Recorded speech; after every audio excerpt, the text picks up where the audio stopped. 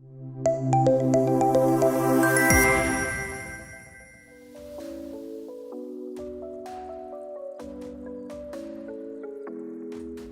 your host Vidyalankar, and on behalf of Adorcom Media, I extend a very warm welcome to all of you to this grand and unique event of New Normal 2023, Education Leadership Summit and Awards, Maharashtra.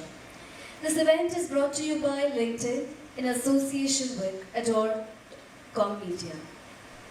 The first thing I do here is to thank you all for taking out time from your busy schedule and marking this event with your glorious presence. Thank you very much. And now, without taking any minute further, we are going to begin this event with our first panel discussion of the day. This is a pre-inaugural session, and this discussion is based on K-12 and HE. The topic of discussion is NEP 2023 implementation and funding paving the way for transformational reforms and reshaping K-12 and HE framework. I request following delegates to please join us on the dais.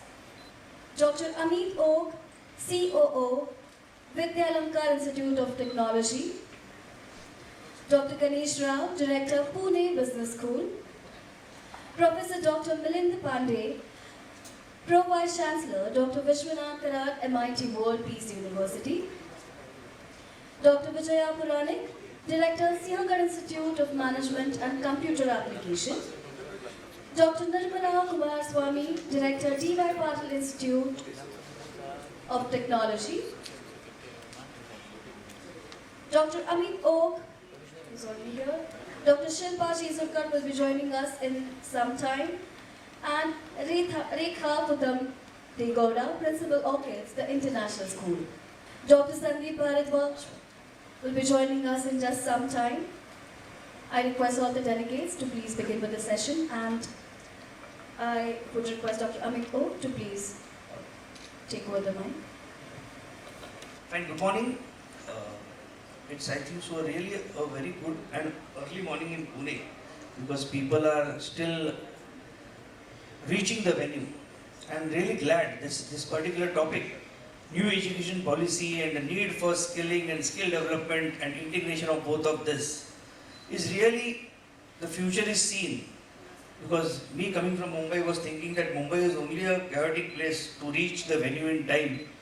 But I can experience this and visualize this in Pune itself also, that it is really hard to reach the venue on time, and not because of your fault. And that's what the future is. So skills are required everywhere, and skill upscaling, as our Honorable Prime Minister said, that India is going to be the future. Information technology plus Indian talent is going to be India tomorrow. IT plus IT is equal to IT. So with this background, a lot of discussions have happened on the NEP, a lot of debates have happened, and this is one more platform, opportunity for all of us to really do the Vichar Manthan on what exactly this particular change is in terms of education. We have a good amount of experience here in this room itself. I think so more than 2,500 hours of experience might be when you accumulate all the speakers which have been mentioned today. So it's really going to be a juicy outcome at the end of the day. And we are honored to set the tone for this particular moment. The National Education or New Education Policy 2023 is a comprehensive educational reform initiative in India that aims to reshape the country K-12 and higher education framework. This transformative policy seeks to address various challenges in education sector, including outdated curriculum, assessment systems, and limited access to quality education. They are trying to introduce 5+3+3+4 curricular structure. Implementing the NEP 2023 and securing adequate funding for its various initiatives is crucial for achieving its goals for equipping students with 21st century skills, promoting holistic development and ensuring quality education for all. Now, basically, I was lucky enough yesterday we had a speech by none other than the NCVET chairman, Dr. Nirmala Singh from Delhi. And we had opportunity to interact with him with regards to the strategies and the skills, what exactly is expected. So, we'll get going with the first question. Ma'am, how can educational institutions and policymakers collaborate effectively to ensure how NEP can be implemented? Yeah, you can.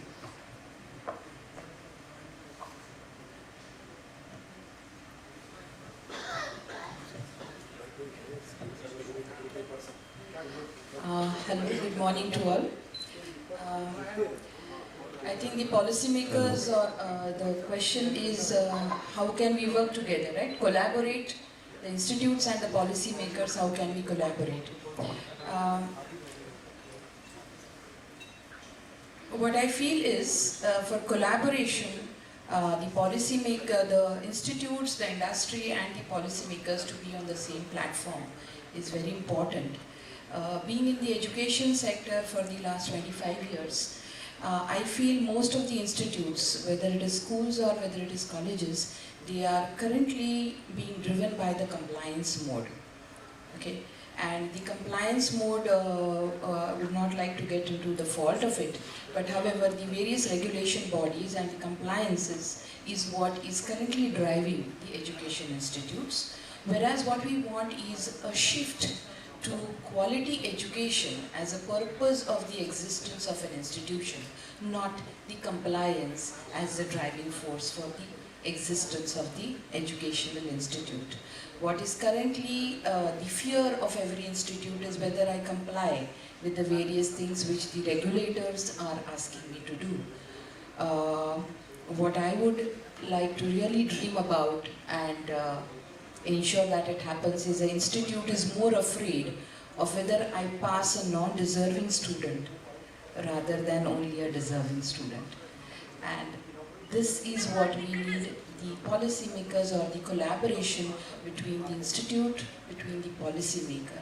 And if you look at the industry, another stakeholder, very major stakeholder, the industry needs to collaborate also. So collaboration between the institute, the policymakers and the industry is extremely important to bring the shift in the attitude, to bring the shift in the driving force, which is from compliance to quality education. That is what I would like to put forward as my point of view. Thank you so much. Ma'am, you mentioned about the assessment, you mentioned about the quality. Taking it further, what I feel is that disseminating this change, do you feel it's going to be a challenge? For this, I would like to take you back to why India was known as a very, very good hub for education before the British era. Okay, education system in India was being copied, and if we look at not as old as the Rigveda, the Samaveda and Upanishad, but even after that, what we see is Indian education system, which was driven by the teacher, who was called the Guru, okay, was something which most of the countries would learn from. However, mass education, which was brought into India for various purposes, if we look at the history which we study in India, the history which we study in schools, and I'm sure ma'am will agree, is the independence, the freedom fighters. So if we look at all this, this history tells us that we shifted from individualized education to mass education for a particular need at that time. Okay, whether good or bad, I would not comment because that was probably the need of the time. But now we have again shifted to not a need base, but we need to shift to the individualized education system, which is probably going to be a challenge. Definitely yes, but I think that is what India needs if we want to hold on to the very, very important multi-skilling, numeracy, literacy, which is the aim of NEP 2023 put forward by Honorable Modi ji. Thank you, ma'am. Thank you. Seema ma'am is here. Good morning, ma'am. I would like to ask you, representing the school, ma'am, we have 14 lakh total schools in India. We have 1.5 lakh secondary schools 1.5 lakh senior secondary schools in India.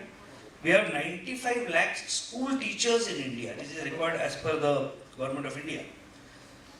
Do you feel that there is a challenge, first reaching to students, and second, reaching to the teachers itself, making them understand this kind of a change? It's a radical change. So how they are going to conceive this and then disseminate this to the children? Yes, I do feel that there is like we need to reach, challenges are there to reach students as well as the teachers too. The thing is, when it comes for teaching, the teachers have to be regularly trained. Not only like in K-12, what we do is, it's not only the teachers, it's even principals, it's even coordinators, each and every members of the institution are being regularly trained, and we make a curriculum where we start training the leaders and then come to this thing, because the purpose has to reach the students. The challenges what students are facing has to be experienced by the teachers. That is where we believe, and the training what we give them, we believe that it will reach to the students. So we actually focus on the teachers training a lot. Fine. We have Dr. Ganesh Rao, a known name in Pune, an experienced and seasoned player. I'm going a little backward now. After asking a question about implementation, policy and the users of the policy, I would like to ask Rao sir, how would he interpret NEP? Very good morning all of you, and thanks for being a part of this elite panel. Thanks to LinkedIn and Mr. Chandananand. New education policy, a very popular theme throughout the country. I would look at this as an opportunity for us to have a stimulating discussion, and we should have many of these more.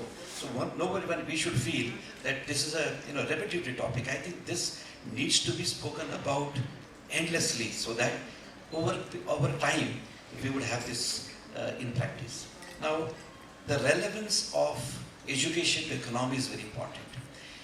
Very frequently we ape the Western world, we ape the Americans, we talk about rankings, ratings, and we rate ourselves somewhere way below and say, when are we going to become international? I think this question is not 100% relevant. If you look at our economy, 140 crore population, we've got 1,000 institutions, 1,000 universities, 3.5 crore of students in higher education, 10 lakh faculty, 40,000 colleges. You look at just gigantic size, and with 100 crore out of 140 crores in not the big cities, but in the small villages and towns of India, we would take about 30 more years to develop. So we need to create more of frontline professionals, more of skill-based professionals, and what the NEP talks is about compiling and the good practices already being existence in many of the top education institutions of this country. So standardizing that, compiling that, together putting it in a one form and sending it to across the country, so that over a period of time that is interpreted. By no way should we ever feel the new education policy is going to be the mantra.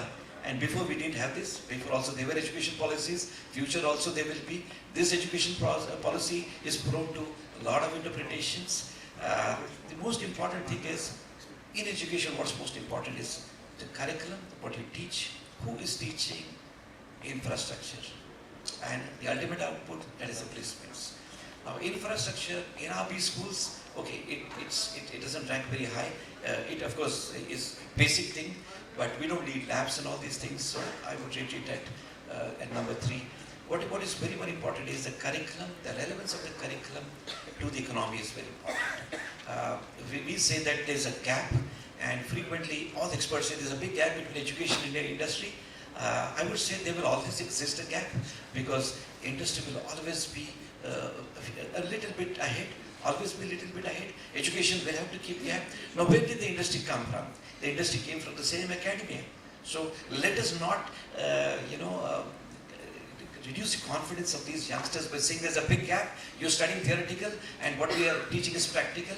I think theory what we teach in colleges is basically theorizing practice. It is not fiction. So when you theorize practice and it's not fiction, I think this is the message that we need to keep sending to the young people, because young people frequently think that they are not employable. This new concept, I'm not getting employment-oriented education. I think all colleges are making good attempts to do it. Definitely the focus on betterment of the teaching is important in our economy, because we need to create frontline professionals. Research is important. Research is compulsory. It is for everybody. But by no means should one say that I am a professional researcher and I will limit my teaching because I am doing something different. I think we all should spend more time on teaching, improve our skills on teaching, the relevant skills, and by no means spread this message that there's a big gap. There will always exist a gap, and together industry and academy collaborate more with each other by way of symposiums, seminars, internships, and various other methods by guest lectures and everything, and come closer and spread this message of positivity. And NEP, such kind of initiatives should be used to spread the positivity, so that our young force, which is 100 crore, we only got 3.5 crore. So, and within the ages of higher education, 18 to say 24, if I say, I think still we have a lot of scope. There is no saturation. What we think, I think it's an illusion concept. I think that we can double our capacity to 3.5 in the next 10 years. And this is what we used to look at it. Just keep improving quality and spread the positive message. Thank you so much. Thank you, sir. Sir, but one question, you said about the industry interaction and industry connect. But don't you feel that the NEP is going to take us closer towards broad factors driving the changes in the future workplace? For example, the impact of technology, globalization, changing demographics, job losses and employment, skilling and lifelong learning, which I think is missing, gig workforce and its social protection. We talk about increase in gender diversity, climate change. Is it not we as the teachers or facilitators really going to get it more through this change education technology? I'll call it as the education technology, because NEP is going to make it all inclusive. So what you all mentioned, how this futuristic approach we are going to imbibe. See, NEP has made everybody in a thinking mode as to what would be the best practices to teach the best. More industry interaction is required, but by no means we should feel that we have got less industry interaction, because again what we're teaching, I would say, is entirely theory. For example, I talk about management education. Now the management education, what was taught in Arthashastra by the great Kautilya, is still relevant today.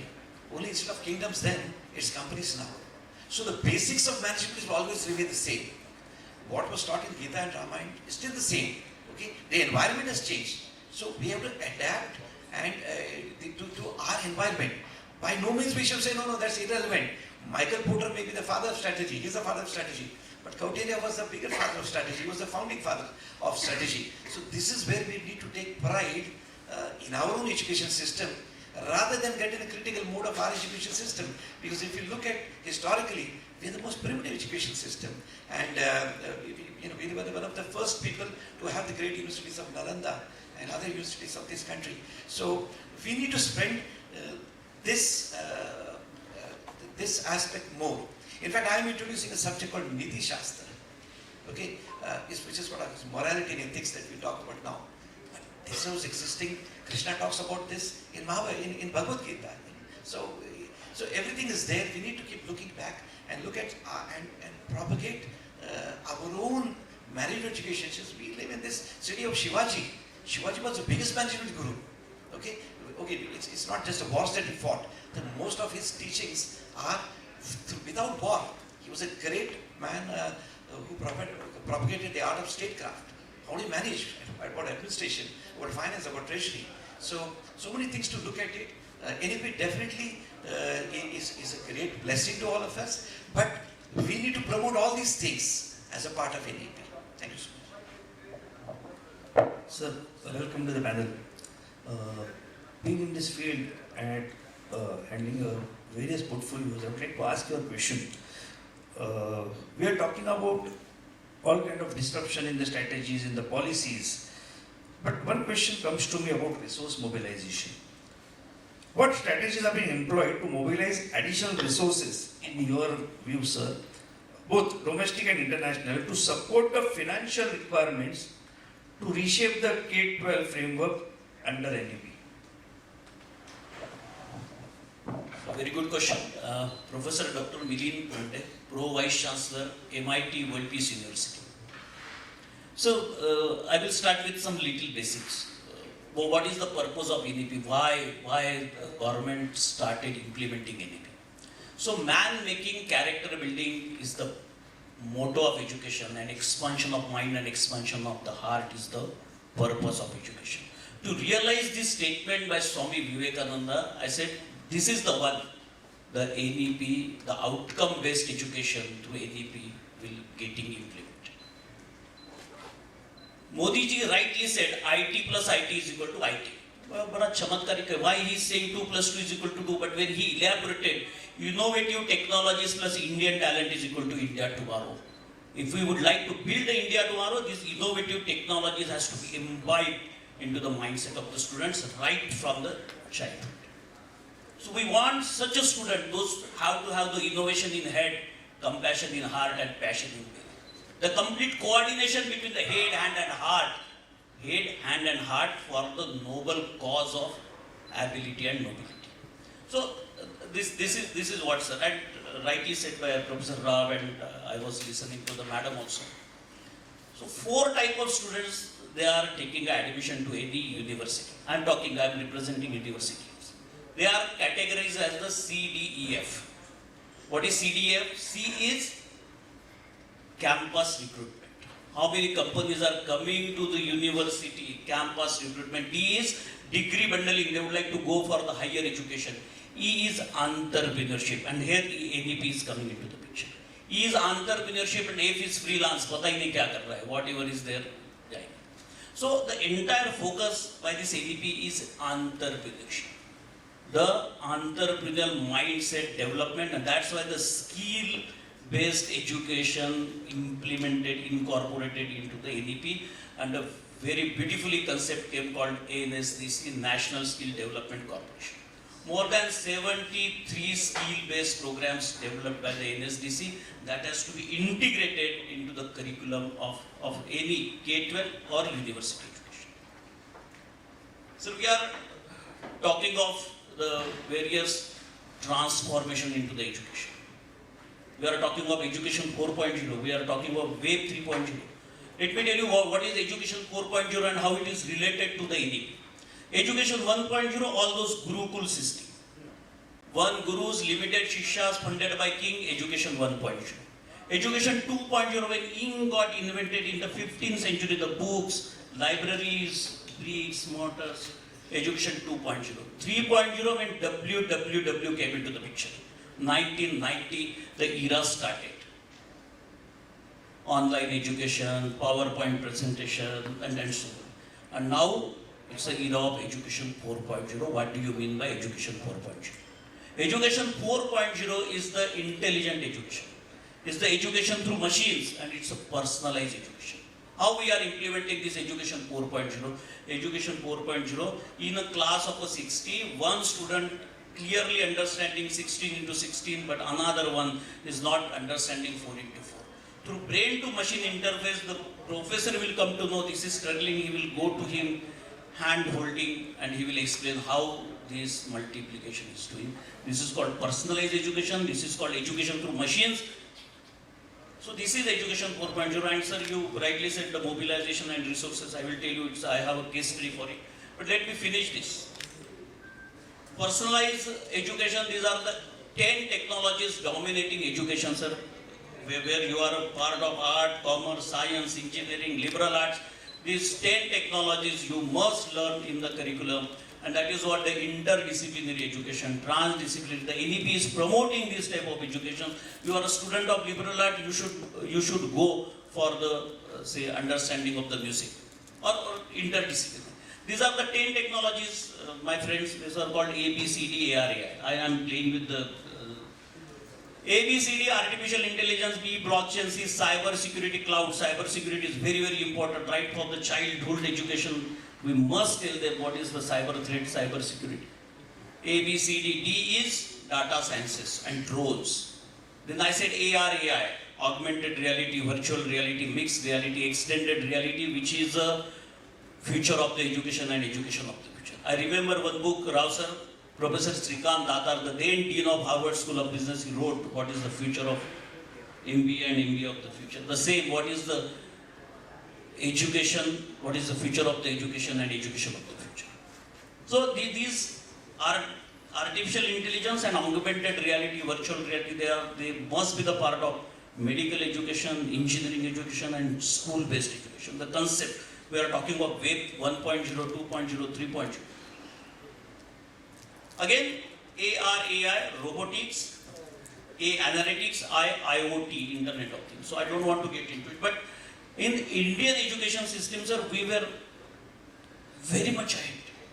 So she mentioned about the Gurukul system, about the Pandini, about the Bhaskaracharya, so many stalwarts, the Nalanda University and so many things. Nowadays, in an education institution, for a single, the person who is joining 2 years before, we are calling him as a professor. The person who was there for last 25 years, again we are calling them a professor.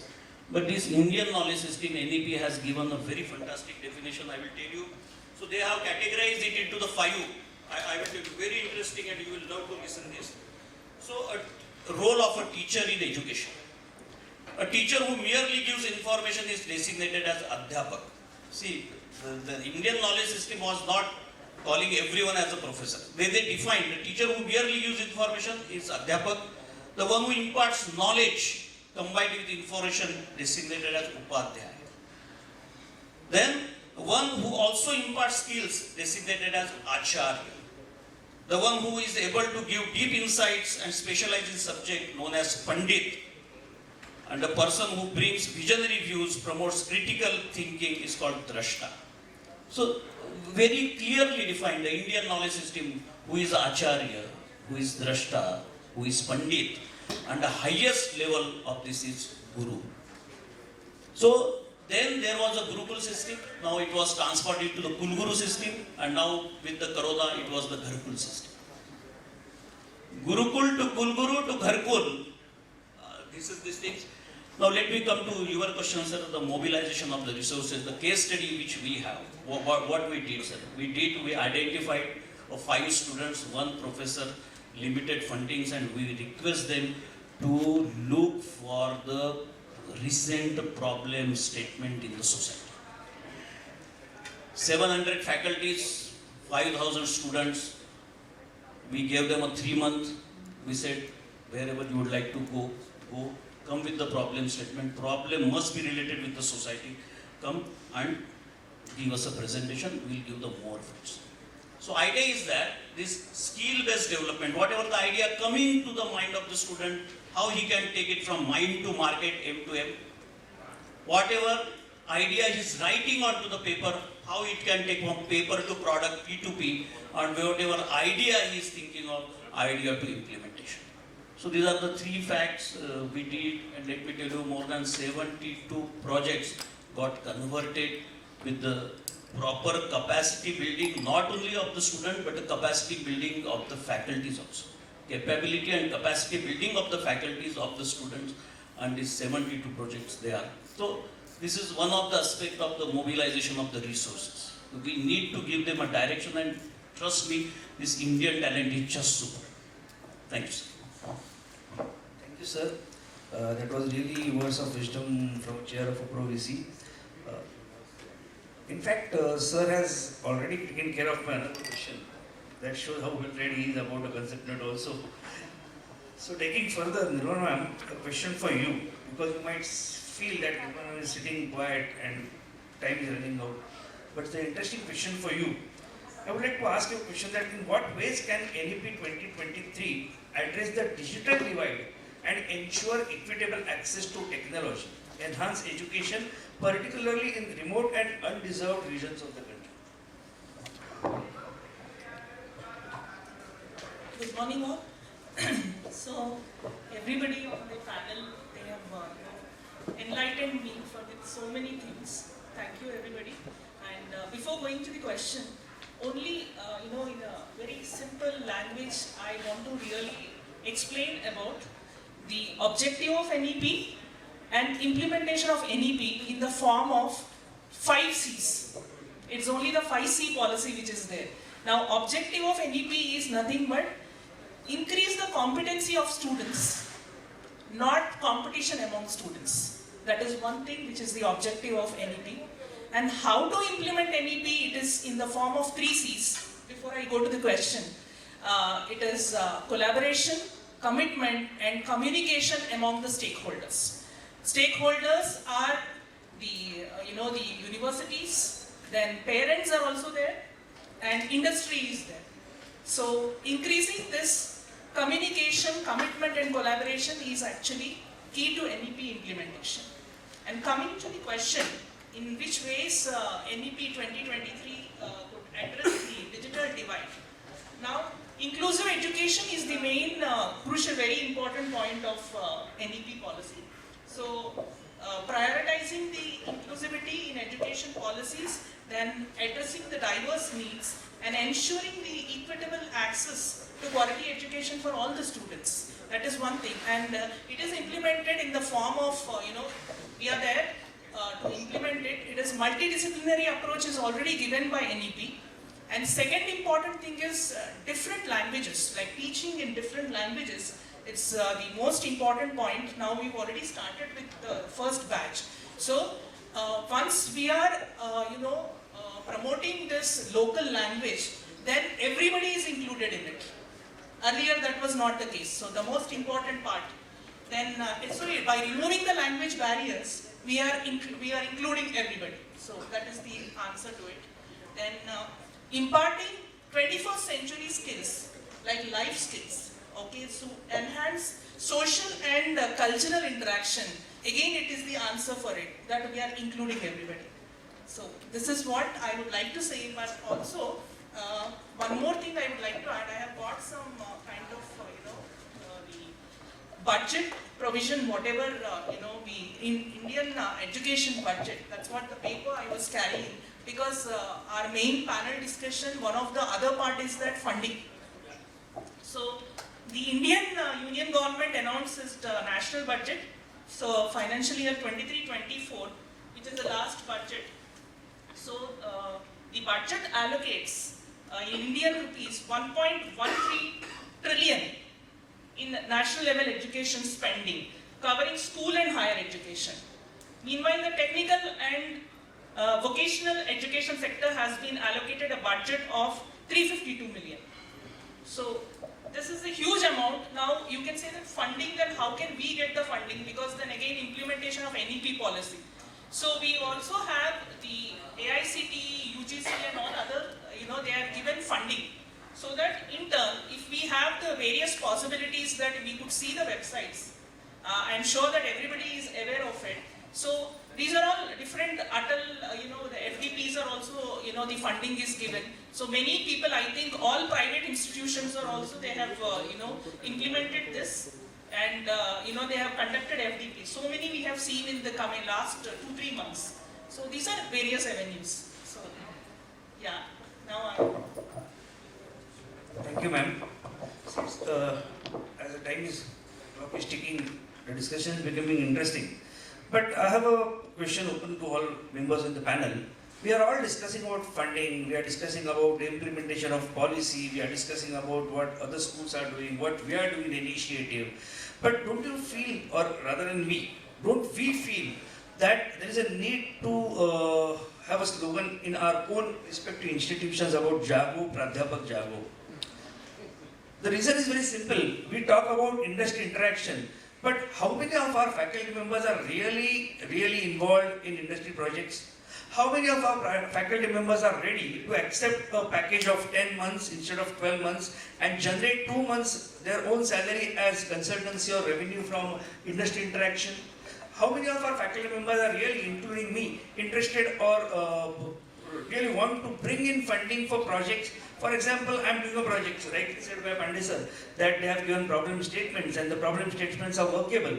So why can't they generate the funds for? I am not saying, there might be examples where they are doing it, But in general, when we talk about funding, ma'am read out some figures from budget. So why we are really interested when we talk about innovative technology is equal to Indian talent is equal to India tomorrow. So I think so Modi ji has this also in mind that please ignite yourself, bring in money for your own projects and do the projects rather than depending upon somebody, because depending on somebody means us only. Our own tax money is going there and that has been again coming back to us. So I would like some kind of a light from any one of you in the panel on this particular statement. Hello. Thank you for the question. I think the solution may lie in education to be developed as an ecosystem in India, which is already existing in some other developed countries, because I would not label India as a developing country today. So we are fast moving towards India, a developed country. However, education is not a standalone industry. Education has to be an ecosystem. And for that ecosystem to develop, we need, since education is now not for knowledge building only, but it is for livelihood also. And if you want education for livelihood and not only for learning, in that case we need an ecosystem, and in this ecosystem we need the government, we need the institute, we need the policy makers, we need the society, and we also need the industry. It would be wrong to say that society is not contributing towards education. In fact, in organization development we have a concept which says that the solution always lies where the problem has arisen. And if that is what we are looking for, if the government is aiming for one-fit-all policy, that's not going to work. We need to identify the problem in the particular area where the education is being delivered, and accordingly, inclusiveness with society, with various NGOs, with various CSR initiatives, if we can come up with solutions for that, I think that is what we need for, or that is what we need to aim for, and also in a way where we are undermining the skills which are not captured by education. For example, if we we think about step farming or something like that, or Devrai concept in agriculture, this probably the farmer from a rural area knows better than the professor of the agriculture college. So how are we tapping that? That is only possible if we develop education as an ecosystem. And I think it's a long way, we have a long way to go, but one step forward would definitely make a difference. That is what I feel. Thank you. Dr. Vijaya from Sinhgad Institute. I would. So just wanted to add, most important thing in promoting this is, the faculty members, what we are thinking of the problems is most, the important budget which is there that need to be allocated for professional development and training of faculty members. Because once we train them, it is train the trainer. Then they, in turn they will train all the students. So the budget which the colleges or even the government which is allocating, it need to be most important is because teacher plays a very important role. Now NEP, the whole thing, the points which we take is nothing but increasing the outcome-based education efficiency, everything. Teacher is responsible. So teacher takes the center stage. So that's what I wanted to say. Thank you. You said about the Jago, Pradyapak Jago. And this is very true. The capacity building and capability building has to happen with the faculty first. You mentioned about the various projects, taking the grants. So sabbaticals for every teacher and every professor in the summer vacation is must. That is the first thing. Secondly, form the faculty cluster. One person or one faculty cannot take the research to the next level. It has to be multidisciplinary, interdisciplinary. It's a cluster of faculty which you have. And let me tell you, failure has to happen whenever you are taking the project, whether it may be the student or it may be a staff. So failure, how we can celebrate the failure is the most important. The increasing of the motivational, the celebration of the failure, fail, F-A-I-L, the long form is first attempt in learning, that is fail. If we teach this to the students and if we encourage even the faculties if they are taking the projects, many times it happened, project नहीं हो रहा है छोड़ो, नहीं करना है. And there comes it kills the innovation, it kills everything. So again with the in NEP they are promoting this failure, how to celebrate. Israel, I know mostly they are celebrating the failure. Sir, I will conclude myself with one poem. So what is it? One poet said, मुश्किलों में धैर्य साहस यही जीने की कला है. मुश्किलों में धैर्य साहस यही जीने की कला है. शिखर तक पहुंचा वही जो आखिरी दम तक चला. What is important? कि आखिरी दम तक चलना है, चाहे जितने भी फेल्योर आ जाए. हो अगर हिम्मत हृदय में गर्व से उन्नत हो मस्तक. हो अगर हिम्मत हृदय में गर्व से उन्नत हो मस्तक. आत्मनिर्भरता के प्रण से बने भारत युग प्रवर्तक. गर्भ में संभावना के कहीं दृढ़ निश्चय फला है. शिखर तक पहुंचा वही जो आखिरी दम तक चला है. So in these new challenges of the technology, what is important is lage raho. Thank you so much. Thank you very much. So it was almost time up for the first session. I would like to conclude that there might be different interpretations, versions about NEP, but as a panel, I think so we all got onto one point that the components required for new age work are transdisciplinarity, novel and adaptive thinking, design thinking, conceptual or computational thinking, new media literacy, cognitive load management, virtual collaboration, that's what Sir mentioned about, cross-cultural competency, social intelligence and sense making. I think so we need to integrate these things and then only we can really come to what our Honorable Prime Minister and the policy makers have a dream. I'll just quote as an ending statement what the Prime Minister has in his mind, and he visualizes that. India has the opportunity to become not only a knowledge center, but the skill capital of the world. India has capable youth with skills, values and passions and honesty for work. India's skill capital can become the engine of global growth. And I think so that is going to be the outcome down the line 5 years about this disruption which is in form of NEP 2023. But word of caution before I end, we need to integrate and imbibe in the mind of the current students that if they don't gallop 5 years down the line, the fresh batch which is going to come with the vibes of NEP might swallow them. Because this batch which is going to come with our different vision is going to be way far ahead of the batch which is passing out right now. So we need to really enlighten everybody, enlighten ourselves and welcome these new challenges and changes where one thing is going to be there and that is the only thing which is constant is change.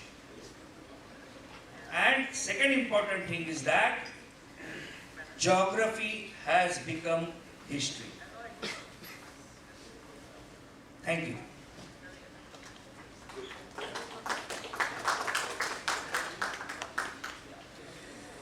Thank you very much, everyone. Can we all have a huge round of applause for all of them?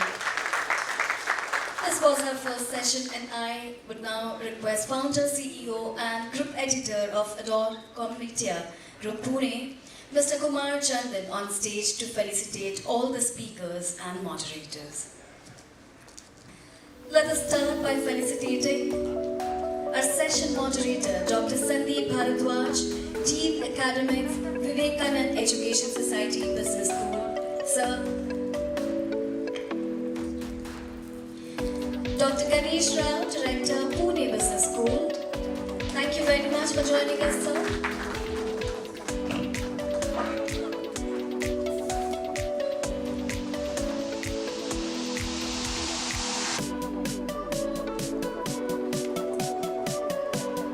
Professor Dr. Milind Pande, Vice-Chancellor, Dr. Vishwanath, MIT World Peace University. Thank you very much, sir, and a huge round of applause.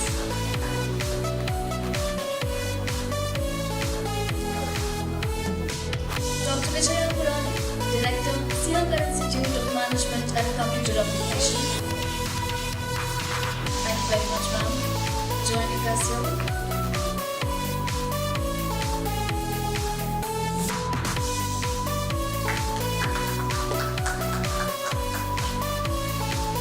Dr. Nirmala Kumaraswamy, Director, D.Y. Patil Institute of Computer Applications and Management. Thank you very much, ma'am. Dr. Amit O, COO, Vidyalankar Institute of Technology.